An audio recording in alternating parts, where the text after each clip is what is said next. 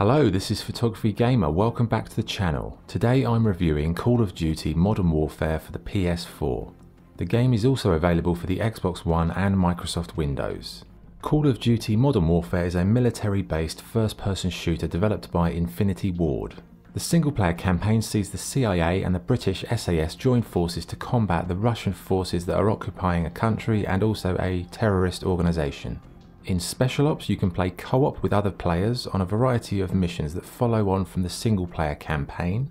The game features a cross-platform multiplayer mode with a wide range of matches and modes. And finally, you've got Warzone, a free-to-play battle royale game that's integrated into the Modern Warfare game. So what is the game like to play? The campaign takes a more realistic approach to combat, and if you're up for the challenge, there is a no HUD mode, which I would strongly recommend. You play as multiple characters in different locations as you take on terrorists and the Russians in London and various different other locations around the world. The one thing I really took away from the campaign was the level of variety and how they kept things feeling really fresh. No two missions were the same, and the levels in general were really well structured.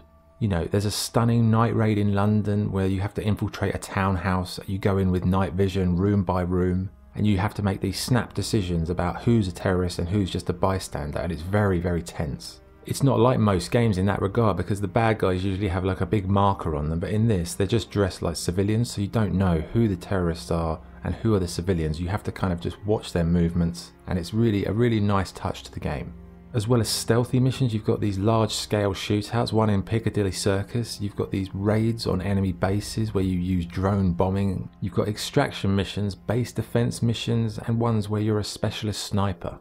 Each one is well worth playing, and by the end of the campaign you've had a really good grounding in all of the different elements of the combat in Modern Warfare. It really feels like an accurate depiction of what fighting terrorism must be like in a way, and the campaign really sets you up for the other game modes.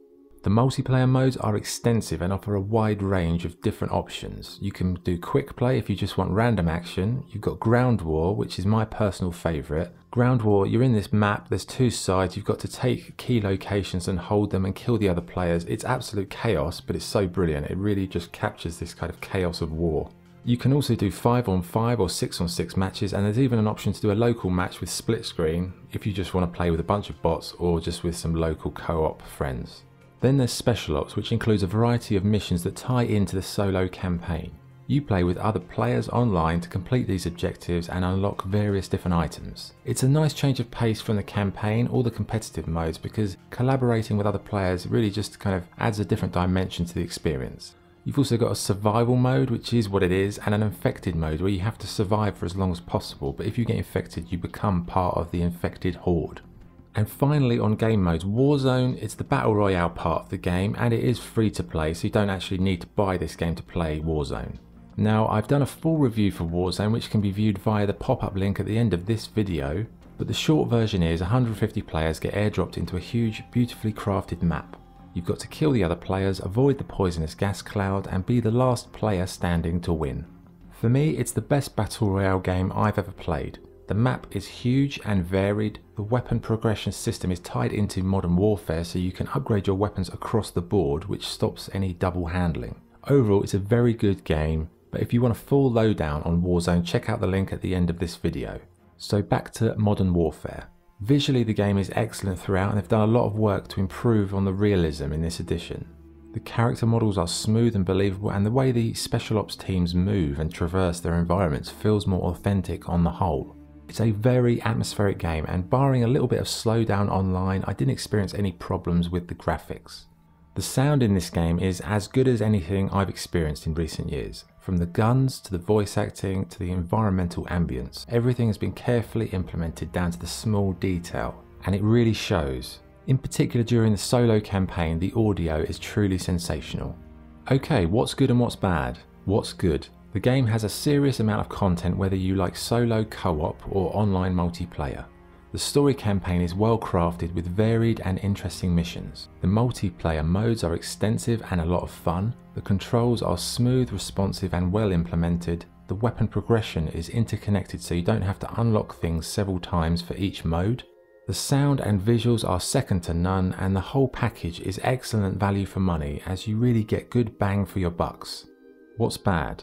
The online multiplayer can be a little bit glitchy at times with some frustrating slowdown issues, and the game install is 190 gigabytes when including Warzone, so you might need to buy an external hard drive to store your other games, but barring that I really can't fault this game. So what's the verdict? Overall, Call of Duty Modern Warfare is a colossal game in more ways than one. The solo campaign is strong and varied and has some truly outstanding missions.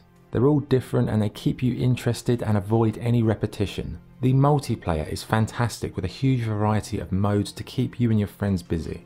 I'm not really a big multiplayer fan, but even I can't deny how much fun I had in those modes, like Ground War in particular. Survival was also really good, and Infected mode was a personal favourite of mine. The Special Ops provide a nice collaborative option where you and other players get to work together for a change. And then you've got Warzone, which in my opinion is the best Battle Royale game you can have. So taking all that into consideration, you have to admire what the developers have created here. It's a massive game with so much variety and well-crafted features that will keep you busy for months. I'm not an avid COD fan, I can take it or leave it usually, but this version is an absolute masterclass in first-person military shooters. It's a stunning game and one I would strongly recommend you try out. So with all that being said, my score for Call of Duty Modern Warfare is 9.5 out of 10. Okay, that was the review. Thank you for watching. If you enjoyed the video, please like and subscribe. If you'd like to see a full review for Call of Duty Warzone, the link should be on the screen right now. This is Photography Gamer signing off. Thank you.